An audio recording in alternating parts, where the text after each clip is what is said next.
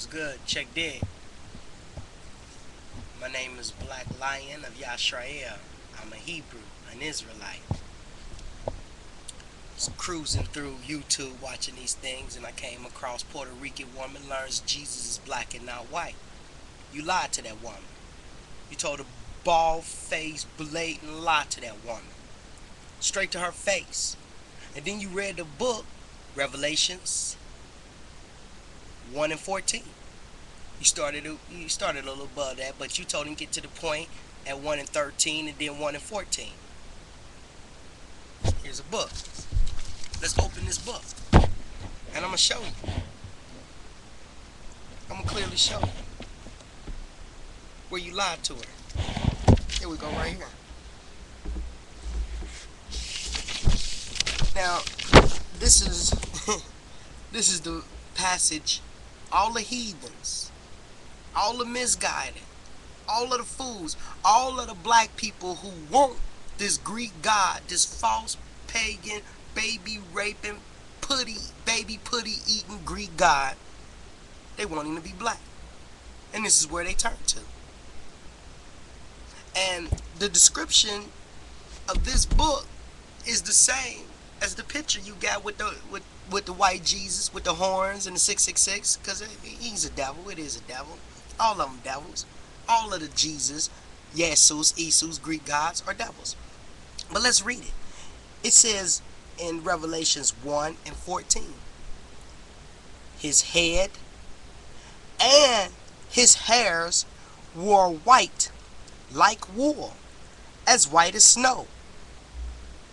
They read that and try to trick my people to say he had woolly hair like this, to say that his hair was of pure lamb's wool like this. Far from the truth. Let's read it again. His head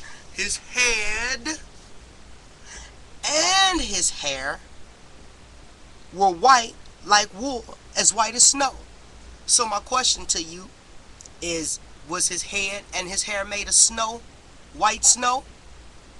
No more can you say his hair was made of white snow, can you say his hair was made of wool.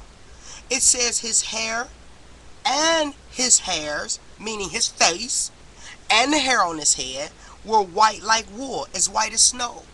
It's only describing the color, a visual identity, a visual, not a physical. Not a physical to the touch, only a visual identity. His hair and his head were white as wool, as white as snow. Excuse me for the phone. But he named two things to edify what's white. What do you mean by white? He named two things, white snow and white wool. This was a white man. This was a Caucasian with dirty ass feet. This was a funky, stinking ass Mediterranean Greek. And it is what it is. This JC didn't have woolly hair. As the creator, who in the book of the children, in what the heathens call the Old Testament, his hair was of pure wool. Not white like wool, not white as snow, but of pure wool. So you lied to her. So you lied. So you lied. You should have told her the truth. It is a white God. By the book, he is white. He does have a white head, a white face, and white hair, as white as wool, as white as snow. So that was a good representation. And that is what that fake God looked like. But more so trying to reason that this God is something other than he's not, because he's not a black man, never had been, never will be. He's not part of us. Instead of telling her the real and telling her that, yeah, you worshiping a white God. Yeah, you look for this white man for a savior. Yeah, you a lost African, a lost Hebrew, carrying an Aryan, Anglo-Saxon colored red, white, and blue flag. Yeah, that's you. Yeah, you a traitor to your people. You as black as a Nubian could be, found in the earth and anywhere in the so-called Americas. But you think you Catholic. Your Jesus is a white man. The same face that raped your mothers and your sisters and your daughters. The same one that murdered your sons and your uncles and your fathers.